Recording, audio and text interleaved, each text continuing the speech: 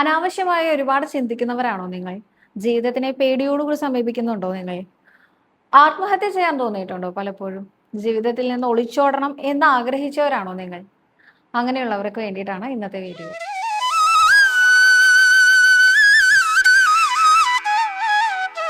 നമസ്കാരം ക്ഷാരമിത്രത്തിലേക്ക് എല്ലാവർക്കും ഒരിക്കൽ കൂടി സ്വാഗതം. സവിതയാണ് കേട്ടോ. ശ്രീകൃഷ്ണ ഗോവിന്ദ ഹരേ മുരാരേ ഹേ നാഥ നാരായണ വാസുദേവ. ശ്രീകൃഷ്ണ ഗോവിന്ദ ഹരേ മുരാരേ ഹേ നാഥ നാരായണ വാസുദേവ. ശ്രീ ഗുരുവായൂരപ്പ ശരണം ഹരേ. ഇന്നത്തെ സത്സംഗത്തിലേക്ക് എല്ലാവർക്കും ഒരിക്കൽ കൂടി സ്വാഗതം. ഇന്ന് ശ്രീലകത്തെ ശ്രീ ഗുരുവായൂരപ്പൻ ഒരു ബാലന്റെ പുറത്ത് കയറി നിന്ന് വെണ്ണ എടുക്കുന്ന ഉണ്ണികൃഷ്ണനാണ് കേട്ടോ. നല്ല ഭംഗിയുള്ള ഉണ്ണികൃഷ്ണനാണ്. ഞാൻ എപ്പോഴും ആഗ്രഹിക്കാറുണ്ട് സ്പെഷ്യൽ ആയിട്ടുള്ള അലങ്കാരം കാണാൻ സാധിക്കണേന്ന്. അപ്പൊ ഇന്ന് ഉച്ചപൂജ എന്നെ തൊഴാൻ സാധിച്ചു. നല്ല ഉണ്ണികൃഷ്ണനാണ്, വെണ്ണ കണ്ണനാണ്, വെണ്ണ കട്ടെടുക്കുന്ന ഉണ്ണികൃഷ്ണനാണ്.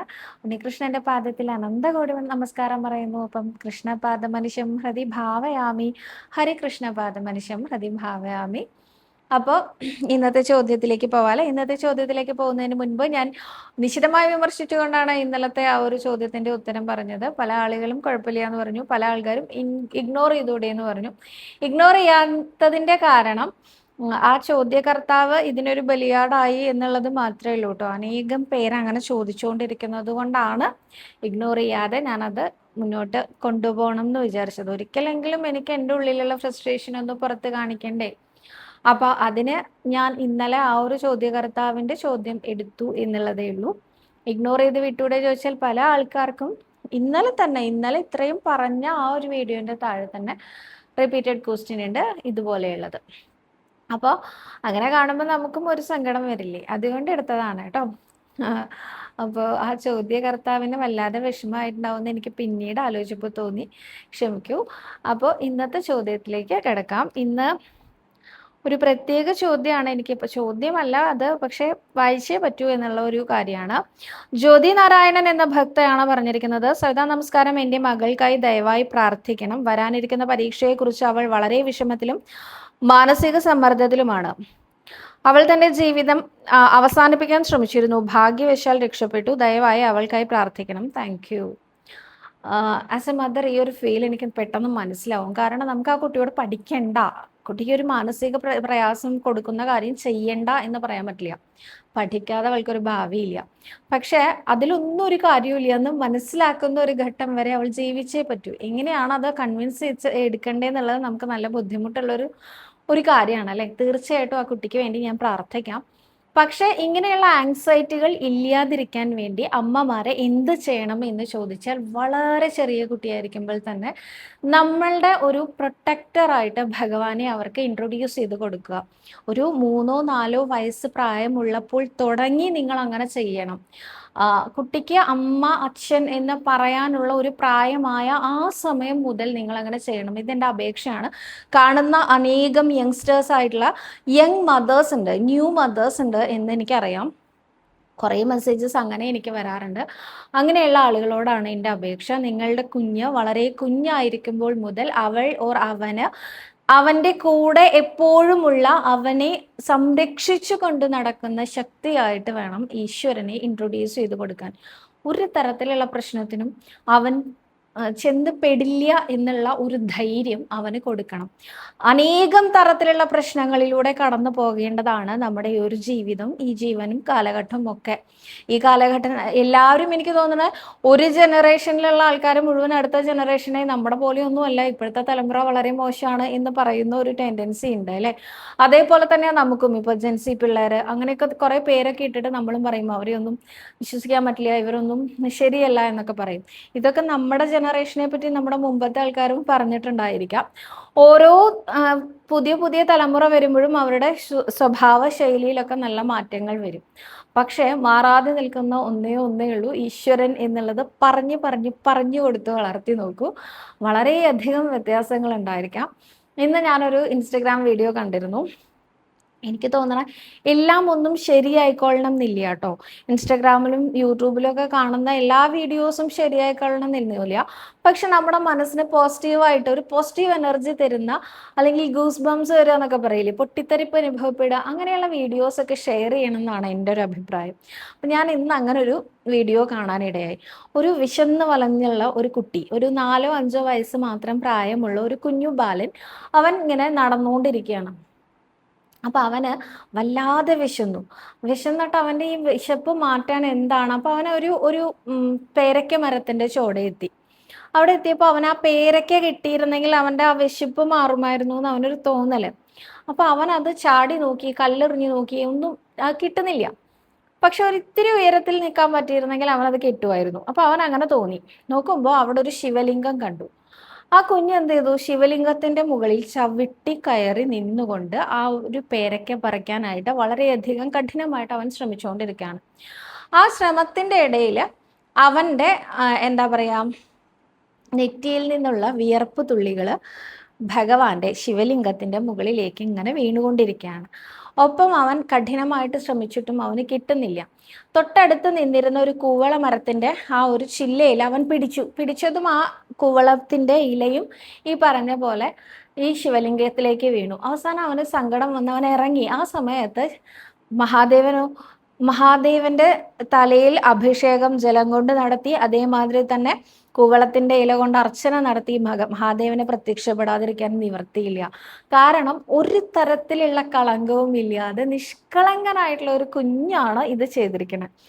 അപ്പോൾ മഹാദേവൻ അവിടെ പ്രത്യക്ഷപ്പെട്ടിട്ട് പറഞ്ഞു, ഞാൻ ഈശ്വരനാണ്, മോൻ എന്താ വേണ്ടത് എന്ന് ചോദിച്ചു. അപ്പൊ ആ കുട്ടി പറഞ്ഞു, എനിക്ക് വിശന്നിട്ട് വയ്യ, എനിക്ക് പേരയ്ക്കായിരുന്നു വേണ്ടതാണ്. വേഗം ഭഗവാൻ പേരയ്ക്ക അവന് കൊടുത്തു. അവൻ ആ പേരയ്ക്ക കഴിച്ചുകൊണ്ടിരിക്കുമ്പോൾ ഭഗവാൻ പറഞ്ഞു, നിനക്ക് വിശപ്പ് മാറിയില്ലേ? ഇനി നീ ചോദിക്കുക, നിനക്ക് എന്തെങ്കിലും വേറെ ആഗ്രഹങ്ങളുണ്ടോ? നീ എന്തിനാണ് ഇങ്ങനെ സങ്കടപ്പെട്ടിരിക്കണേ എപ്പോഴും? നിനക്ക് എന്തെങ്കിലും ആഗ്രഹം ഉണ്ടോ ചോദിച്ചപ്പോൾ പറഞ്ഞു, എൻ്റെ അമ്മാവൻ പട്ടണത്തിലേക്ക് പോയി കുറേ എനിക്ക് കളിപ്പാട്ടങ്ങളും വസ്ത്രങ്ങളും ഒക്കെ കൊണ്ടുവരാമെന്ന് പറഞ്ഞു. ദിവസവും പട്ടിണി ഇല്ലാതെ ഭക്ഷണം കഴിക്കാൻ കിട്ടുമായിരുന്നു എൻ്റെ അമ്മാവൻ എൻ്റെ കൂടെ ഉള്ളപ്പോൾ. പക്ഷെ അമ്മാവൻ തിരിച്ചു വരാമെന്ന് പറഞ്ഞിട്ട് കുറേ ദിവസമായി. അപ്പം അമ്മാവനെ ഒന്ന് തിരിച്ചു കൊണ്ടുവന്ന് തരണം, അതാണ് എൻ്റെ ആഗ്രഹം എന്ന് പറഞ്ഞു. മഹാദേവൻ പറഞ്ഞു, ഓക്കെ, നിന്റെ ആഗ്രഹം ഞാൻ സാധിപ്പിച്ചു തരാം എന്ന് പറഞ്ഞു ഭഗവാൻ അവിടെ നിന്ന് അപ്രത്യക്ഷനായി. ഇത് കേട്ടതും കുട്ടിക്ക് ഭയങ്കര സന്തോഷമായി. കുട്ടിക്ക് ആകെ അമ്മ മാത്രമേ ഉള്ളൂ, അച്ഛൻ മരിച്ചു, അമ്മാവനുണ്ടായിരുന്നു, അമ്മാവനും ഇപ്പൊ വരുന്നില്ല. ഓടിപ്പോയി അമ്മയുടെ അടുത്ത് പറഞ്ഞു, അമ്മാവൻ ഇന്ന് വരാൻ സാധ്യതയുണ്ട്, കാരണം ഭഗവാൻ എനിക്ക് വരം തന്നിട്ടുണ്ട്, അമ്മാവൻ വരുമെന്ന്. ഇത് കേട്ടപ്പോൾ അമ്മ പറഞ്ഞു, അമ്മയ്ക്ക് ആകെ സങ്കടമായി, കാരണം അമ്മാവൻ റീസെൻ്റ്ലി ആണ് മരിച്ചു പോയത്. ആ കുട്ടിക്ക് അമ്മാവനും ഇല്ല. അപ്പോൾ ഈ കുട്ടി പറയുന്നത് കേട്ടിട്ട് അമ്മയ്ക്ക് സങ്കടം വന്നിട്ട് അമ്മയുടെ കണ്ണിൽ നിന്ന് ഇങ്ങനെ കണ്ണുനീര് വരാൻ തുടങ്ങി. അപ്പോൾ പെട്ടെന്ന് പുറത്തുനിന്ന് ശബ്ദം കേട്ടപ്പോൾ ഈ അമ്മ പുറത്ത് പോയി നോക്കിയപ്പോൾ ഉണ്ട് ഈ അമ്മയുടെ സഹോദരൻ അവിടെ നിൽക്കണു പുറത്ത്. മരിച്ചുപോയ ആളാണ് കേട്ടോ. അദ്ദേഹത്തിന്റെ കയ്യിൽ നിറയെ കളിപ്പാട്ടങ്ങളും ഉണ്ട്, പുതിയ പുതിയ പുസ്തകങ്ങളുണ്ട്, ഈ കുട്ടിക്ക് വേണ്ട എല്ലാ സാധനങ്ങളും ഉണ്ട്. ഇത് കണ്ടപ്പോൾ ഈ അമ്മയ്ക്ക് മനസ്സിലായി, ഈ കുട്ടി പറഞ്ഞത് ശരിയാ, ഭഗവാൻ മുന്നിൽ വന്നിട്ട് ഭഗവാൻ അനുഗ്രഹിച്ചിട്ടുണ്ട്, അമ്മാവൻ വരുന്നു. അപ്പൊ ഈ വന്നിരിക്കുന്നത് അമ്മാവനല്ല ഭഗവാനാണ് എന്ന് ഈ അമ്മയ്ക്ക് മനസ്സിലായി. അമ്മ വേഗം പോയി അദ്ദേഹത്തിന്റെ കാൽക്കല് പാദ നമസ്കാരം ചെയ്തിട്ട് പറഞ്ഞു, എനിക്ക് മനസ്സിലായി മഹാദേവനാണ് വന്നിരിക്കുന്നത് എന്ന്, കാരണം എൻ്റെ അനിയൻ മരിച്ചുപോയി എന്ന് പറഞ്ഞു. മഹാദേവൻ പറഞ്ഞു, ഞാൻ അനുഗ്രഹിച്ചാൽ അത് വെറുതെ ആവില്ല, ഞാൻ ഈ കുഞ്ഞിനോട് പറഞ്ഞത് അമ്മാവൻ വരുന്നതാണ്, അപ്പൊ എനിക്ക് അമ്മാവനായി വന്നേ പറ്റൂ എന്ന് പറഞ്ഞുകൊണ്ട് ആ മകനെ അനുഗ്രഹിച്ചു എന്നാണ് പറയണത്. ഒന്നും ആലോചിച്ച് നോക്കൂ, ഒരു പ്രത്യേകിച്ച് പ്രാർത്ഥനയും തപസ്സും ഒന്നും ചെയ്തിട്ടില്ല. നിഷ്കളങ്കായിട്ട് ഭഗവാനോട് തൻ്റെ ആഗ്രഹം പറയുന്ന ഒരു കുഞ്ഞിന്റെ മുന്നിലാണ് ഭഗവാൻ ഓടിയെത്തിയത്. ഇതേ മാതിരി തന്നെയാണ് നമ്മളെയും ഭഗവാൻ കൊണ്ട് നടത്തുക. ഒരു പരീക്ഷയിൽ തീരേണ്ടതൊന്നും അല്ല നമ്മുടെ ജീവിതം. ഒരു പരീക്ഷ തോറ്റു എന്ന് കരുതി ജീവിതത്തിൽ ഒന്നും സംഭവിക്കില്ല. പക്ഷെ അത് ആ കുഞ്ഞിന് മനസ്സിലാവണമെങ്കിൽ ജീവിച്ച് ഒരു പ്രായം എത്തണം. അപ്പോഴേക്കൊക്കെ ഇങ്ങനെയുള്ള കഠിനമായ തീരുമാനങ്ങളിലൂടെ കടന്നു പോയാൽ എന്താ ചെയ്യാലേ? അപ്പോൾ കുഞ്ഞിനൊന്നും സംഭവിക്കാണ്ടിരിക്കാൻ വേണ്ടി നാരായണ കവച മന്ത്രം അമ്മ എന്നും മുടങ്ങാതെ ചൊല്ലിക്കോളൂ. ഞാനും പ്രാർത്ഥിക്കാം അവളുടെ ഉന്നതമായ വിജയത്തിന് വേണ്ടിയിട്ട്. ഒപ്പം നമ്മൾ ഓരോരുത്തരും ഒട്ടും പരിഭ്രമമില്ലാതെ ജീവിതത്തിനെ നേരിടാനായിട്ട് ഗുരുവായൂരപ്പനിൽ ഏൽപ്പിച്ചു കൊടുക്കൂ. നമ്മുടെ എല്ലാ പ്രശ്നങ്ങളും ഭഗവാനോട് നിരന്തരമായി പറഞ്ഞുകൊണ്ടേയിരിക്കും. പറയണം എന്നാണ് കേട്ടോ എൻ്റെ അഭിപ്രായം. വായ തുറന്ന് സംസാരിക്കൂ ഉണ്ണികൃഷ്ണനോട്, ഉണ്ണികൃഷ്ണ അങ്ങനെ, ഉണ്ണികൃഷ്ണ ഇങ്ങനെ എന്നുള്ള രീതിയിൽ വായ തുറന്ന് നമ്മുടെ ഓരോ പ്രശ്നങ്ങളും പറഞ്ഞാൽ ഭഗവാൻ നമ്മളെ കൊണ്ട് നടത്തുക തന്നെ ചെയ്യും കേട്ടോ. അടുത്ത ചോദ്യം.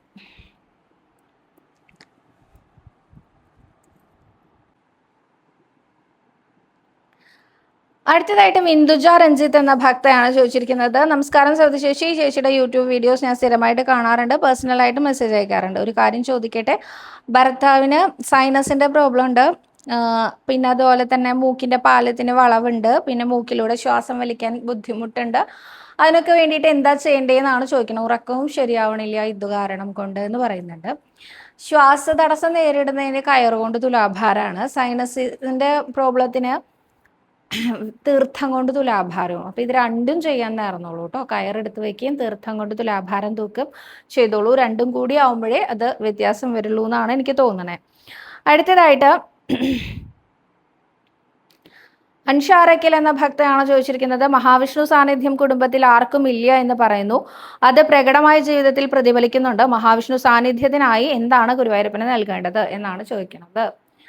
ഇത് പല സമയത്തും ജ്യോതിഷന്മാരുടെ അടുത്ത് നമ്മൾ പോണ സമയത്ത് അവർ പറയാറുണ്ട് അല്ലെ, വ്യാഴം മറഞ്ഞിരിക്കുകയാണ്, വ്യാഴം അനുകൂലത്തിലല്ല എന്നൊക്കെ പറയാറുണ്ട്. പല സമയത്തും ഇത് പല വഴിപാടുകൾ മറന്നു പോയതിന്റെ പേരിൽ സംഭവിക്കാറുണ്ട് എന്ന് കേട്ടിട്ടുണ്ട്. അതുകൊണ്ട് അൻഷ ഇനി ഗുരുവായൂരിൽ വരുന്ന സമയത്ത് ഒരു പിടി പണം എണ്ണാതെ വന്ന് ഗുരുവായൂരപ്പന്റെ മുമ്പിൽ സമർപ്പിച്ചോളൂ. ഇത് മാത്രമല്ല, ഒരു വർഷക്കാലം മുടങ്ങാതെ വീട്ടിലെല്ലാവരും നാമം ജപിച്ചാൽ മതി. നാരായണ നാമം ഒരു അരമണിക്കൂറെങ്കിലും നാരായണ നാമം ജപിച്ചിട്ട് അതിനുശേഷം നോക്കി നോക്കൂ, നല്ല വ്യത്യാസം ഉണ്ടാവും. ഈ ഒരു വർഷ കാലയളവ് വളരെ വലുതാന്ന് വിചാരിക്കേണ്ട കേട്ടോ. ഈ ഒരു വർഷം കൊണ്ടേ ഇത് മാറുള്ളൂ എന്നും വിചാരിക്കേണ്ട. നാരായണനാമം ജപിച്ചു തുടങ്ങിയാൽ തന്നെ നല്ല മാറ്റങ്ങൾ ഉണ്ടായിരിക്കും.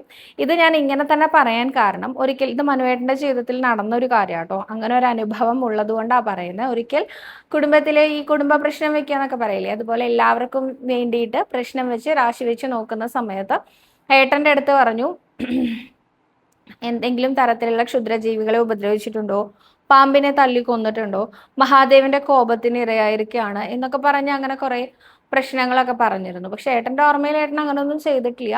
മഹാദേവന്റെ ആ ഒരു അതികഠിനമായിട്ടുള്ള കോപത്തിന് ഇരയായിട്ടുണ്ട് എന്നുള്ള രീതിയിലായിരുന്നു പറഞ്ഞിട്ടുണ്ടായിരുന്നത്.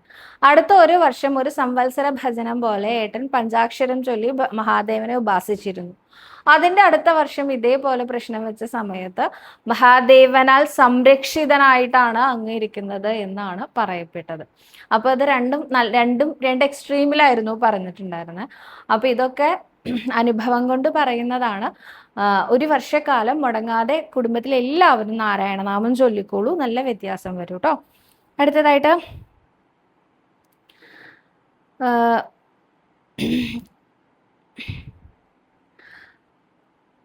പേരറിയാത്തൊരു ഭക്ത ചോദിച്ചിട്ടുണ്ട്, എനിക്ക് പേര് മനസ്സിലായില്ല കേട്ടോ. ചേച്ചി, അന്നദാനത്തിനുള്ള പണം എവിടെയാണ് അടയ്ക്കേണ്ടത്? എത്ര എമൗണ്ട് ആണ് നമുക്ക് അടയ്ക്കാൻ സാധിക്കുക? എത്ര എമൗണ്ട് വേണമെങ്കിലും, എനി എമൗണ്ട് എന്നാണ് കേട്ടോ അന്നദാനത്തിലേക്ക്. അത് നമുക്ക് ഒരു ദിവസത്തിന് എന്ന് പറയുകയാണെങ്കിൽ കൃത്യമായ കണക്കുണ്ട്. അല്ലാതെ അന്നദാനത്തിലേക്ക് എന്ന് പറഞ്ഞ് നമുക്ക് എത്ര തുക വേണമെങ്കിലും അടയ്ക്കാം. സാധാരണ ഷീട്ട് കൗണ്ടറിൽ തന്നെയാണ് ഇത് ഷീട്ടാക്കേണ്ടത് കേട്ടോ. അടുത്തതായിട്ട് സവിത നമസ്കാരം, ഞാൻ മിനി. എൻ്റെ മകന് 34 വയസ്സാണ്. അവൻ്റെ വിവാഹം ഇതുവരെ കഴിഞ്ഞിട്ടില്ല. സവിതയുടെ വീഡിയോയിൽ ഗുരുവായൂരപ്പനെ താമ്പൂലം ഷീട്ടാക്കാനും സ്വയംവരം കൃഷ്ണനാട്ടങ്ങളി കഴിപ്പിക്കാനും പറഞ്ഞിരുന്നു. ജനുവരിയിൽ വന്ന് ഇതെല്ലാം ചെയ്തിട്ടുണ്ട്. നാരായണീയത്തിലെ 78, 79 അധ്യായം ദിവസവും വായിക്കുന്നുണ്ട്. 12 നമസ്കാരം ചെയ്യുന്നുണ്ട്. അവനൊരു നല്ല ബന്ധം ഉണ്ടാവാൻ എന്താണ് ഇനി ഞാൻ ചെയ്യേണ്ടത്? മുൻപേ ഞാൻ മെസ്സേജ് അയച്ചിരുന്നു, ഇതിനൊരു മറുപടി തരണേ. കാത്തിരിക്കുക എന്നുള്ളതാണ് എൻ്റെ മറുപടി. മിനി ചേച്ചി, ഒട്ടും സങ്കടപ്പെടരുത്. കാരണം എത്രത്തോളം നമ്മൾ ജപിച്ചും പ്രാർത്ഥിച്ചുമാണ് ഒരു പെൺകുട്ടി ജീവിതത്തിലേക്ക് വരാൻ പോകുന്നത്, അത്രയും നല്ല പെൺകുട്ടിയാണ് വരിക കേട്ടോ. ഏറ്റവും നല്ല ബെസ്റ്റിനായിട്ട് കാത്തിരിക്കും മിനി ചേച്ചി. ഉടൻ തന്നെ ഇത് നടക്കുന്നതാണ്. ഇതും ഞാൻ അനുഭവത്തിലൂടെ തന്നെയാണ് പറയുന്നത്. ഇനി മിനി ചേച്ചി നേർന്നോളൂ. മകന് വിവാഹമായി കഴിഞ്ഞാൽ ഗുരുവായൂരിൽ കൊണ്ടുവന്ന് വിവാഹം നടത്താമെന്ന്. എവിടെ വെച്ച് വിവാഹം നടക്കുകയാണെങ്കിലും എപ്പോൾ വേണമെങ്കിലും ഇവിടെ വന്ന് മാല ഇടാന്നുള്ള ഒരു ഓപ്ഷൻ ഉണ്ട് കേട്ടോ. അതേപോലെ തന്നെ ഒരിക്കൽ ഒരിക്കൽ കൂടി കൃഷ്ണനാട്ടം വഴിപാട് സ്വയംവരം തന്നെ ഷീട്ടാക്കി വന്ന് മകനെയും വൈഫിനെയും കൂട്ടിക്കൊണ്ട് വന്ന് കണ്ടു തൊഴുത് നമസ്കരിക്കാം എന്നുകൂടി നേർന്നോളൂ. തീർച്ചയായിട്ടും എത്രയും പെട്ടെന്ന് നടക്കട്ടെ. ഞാനും പ്രാർത്ഥിക്കാം. ഞാൻ സ്ഥിരമായിട്ട് പറയാറുള്ള എല്ലാ വഴിപാടുകളും ചേച്ചി ചെയ്തു എന്നാണ് എന്നോട് പറഞ്ഞിരിക്കുന്നത്. അപ്പോൾ ഇനി കാത്തിരിക്കുക മാത്രമാണ് ഓപ്ഷൻ ഉള്ളത് കേട്ടോ. അടുത്തതായിട്ട് ഇന്ദു ഉണ്ണി എന്ന ഭക്ത ചോദിച്ചിട്ടുണ്ട്, ഒരു ഡൗട്ട് ഉണ്ട്. പീരീഡ്സ് ടൈമിൽ നമ്മുടെ പേരിൽ വഴിപാടുകൾ ചെയ്യാമോ? പറഞ്ഞു തരണേ. അമ്പലത്തിൽ പുഷ്പാഞ്ജലി എഴുതുമ്പോൾ പീരീഡ്സ് ഉള്ളവരുടെ പേരിൽ എഴുതാൻ പാടില്ല എന്ന് എൻ്റെ മദർ-ഇൻ-ലോ പറയുന്നത് കേട്ടു. അതുകൊണ്ട് എഴുതാറുമില്ല. പക്ഷെ എൻ്റെ ഒരു ഫ്രണ്ട് പറഞ്ഞു എഴുതാൻ പറ്റുമെന്ന്. ഇതിലേതാണ് ശരി എന്നാണ് ചോദ്യം.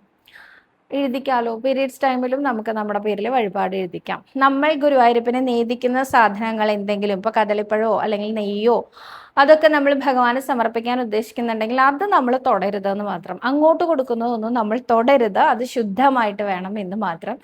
എന്നാൽ നമുക്ക് വഴിപാടുകൾ നമ്മുടെ പേരിൽ ഷീട്ടാക്കാം. കാരണം ഷീട്ടാക്കുന്ന ഒരു വഴിപാടും നമ്മൾ നേരിട്ടല്ല ചെയ്യുന്നത്, അവിടെ അതിൻ്റെ കാര്യക്കാരെ ചെയ്യുകയാണ് ചെയ്യുക. അപ്പോൾ പിന്നെ അതിൽ നമുക്ക് പ്രാർത്ഥിക്കാനുള്ള അവകാശം എപ്പോഴും ഏത് സമയത്തും ഏത് മനുഷ്യനും ഉണ്ട്, അല്ലേ? ഋതുവായ പെണ്ണിനും ഇരപ്പവനും എന്നൊക്കെ പറഞ്ഞിട്ടുള്ള ആ ഒരു ശ്ലോകം കേട്ടിട്ടില്ലേ ഹരിനാമ കീർത്തനത്തിൽ? അത് എഴുത്തച്ഛൻ പറഞ്ഞ ഹരിനാമ കീർത്തനത്തിൽ എടുത്തു പറഞ്ഞിട്ടുണ്ട്. ഋതുവായ പെണ്ണിന് യാതൊരു മാറ്റവും ഇല്ല. അപ്പോൾ ചെയ്യുക തന്നെ ചെയ്യാം. എന്നാൽ പിന്നെ പല ആൾക്കാരുടെയും സംശയമാണ്, ഈ പീരീഡ്സ് ടൈമിൽ നമ്മൾ പായസമൊക്കെ കൊണ്ടുവന്ന് കൊടുത്തു കഴിഞ്ഞാൽ അയ്യോ എനിക്ക് അശുദ്ധിയാണ്, എനിക്കത് തൊടാൻ പാടില്ല. അങ്ങനെയില്ല. ഭഗവാനെ നേദിച്ച് കഴിഞ്ഞതാണത്. അത് നമുക്ക് സ്വീകരിക്കുന്നതിൽ ഒരു തെറ്റുമില്ല കേട്ടോ. പീരീഡ്സ് ടൈമിലും നമുക്കത് സ്വീകരിക്കാൻ സാധിക്കും. ഈ പീരീഡ്സ് ടൈമിൽ പിന്നെ വേറെ എന്താണെന്ന് വെച്ചാൽ ക്ഷേത്ര ദർശനം പാടില്ല. പിന്നെ ഞാൻ എന്നോട് ചോദിക്കുകയാണെങ്കിൽ നാരായണീയവും ഭാഗവതവും സഹസ്രനാമവും ഭഗവത്ഗീതയും ഒന്നും ഞാൻ തൊടാറില്ല, നമസ്കരിക്കാറില്ല. നാരായണനാമം ചൊല്ലാനും പ്രാർത്ഥിക്കാനും പിന്നെ ഇതുപോലെയുള്ള കഥകളൊക്കെ കേൾക്കാനും മനസ്സിലാക്കാനും ഒന്നും ഒരു തടസ്സവും ഒരു കാലത്തും ഇല്ല, ഒരു സമയത്തും ഇല്ല. അപ്പോൾ വഴിപാടുകൾ ചെയ്യാം കേട്ടോ.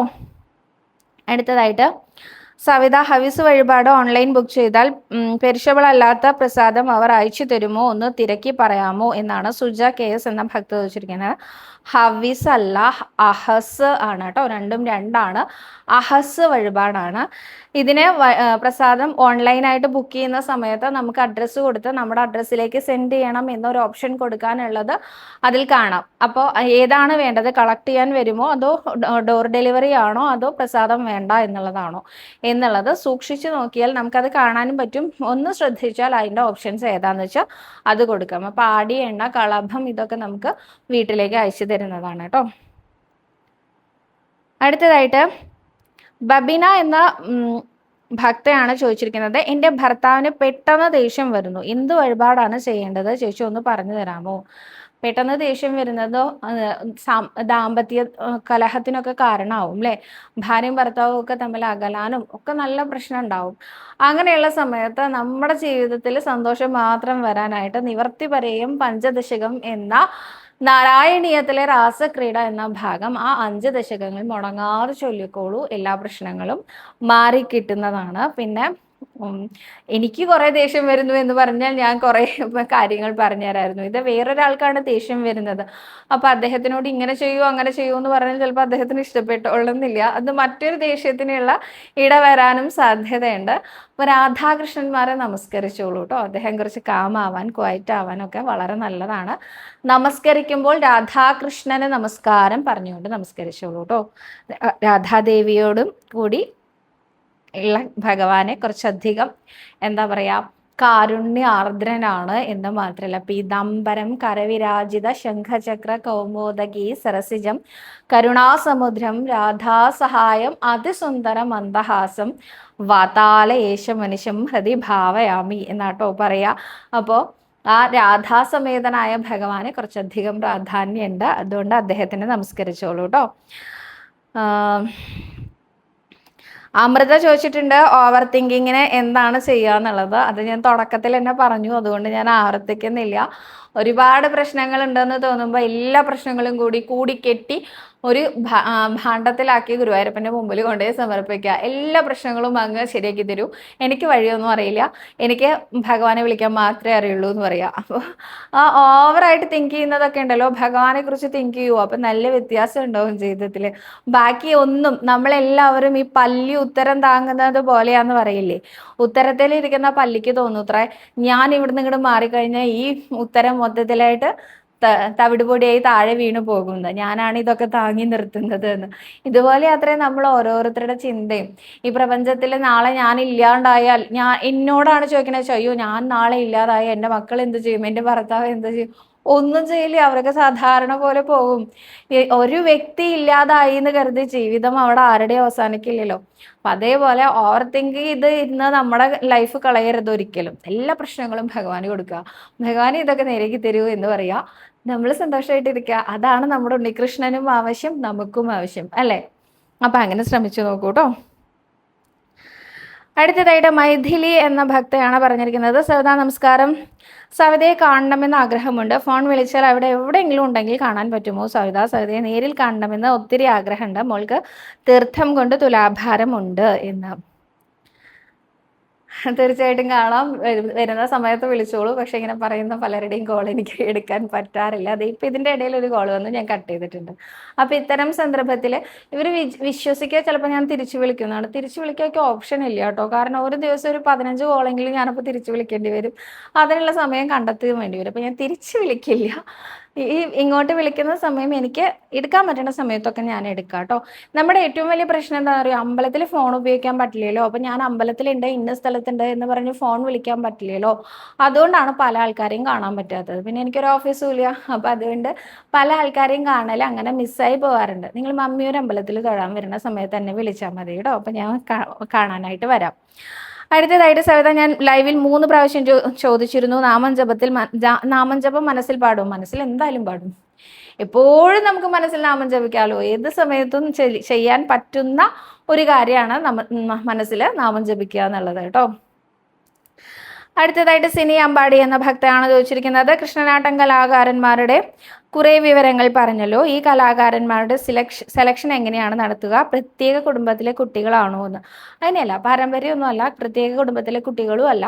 അതിന് സാധാരണ സെലക്ഷൻ പ്രോസസ്സ് തന്നെയാണ്. പേപ്പറിൽ അതിൻ്റെ വിജ്ഞാപനം ഉണ്ടായിരിക്കും, അതിനനുസരിച്ച് കുട്ടികളെ കൊണ്ടുവരാം, അവരുടെ ഇൻ്റർവ്യൂ ഉണ്ടായിരിക്കും, അതിൽ പാസ്സായി കഴിഞ്ഞാൽ ആ കുട്ടികളെ സെലക്ട് ചെയ്യുക, അത്രയേ ഉള്ളൂ കേട്ടോ. അല്ലാതെ പ്രത്യേക കുടുംബങ്ങളിൽ നിന്ന് അങ്ങനെയൊന്നുമില്ല.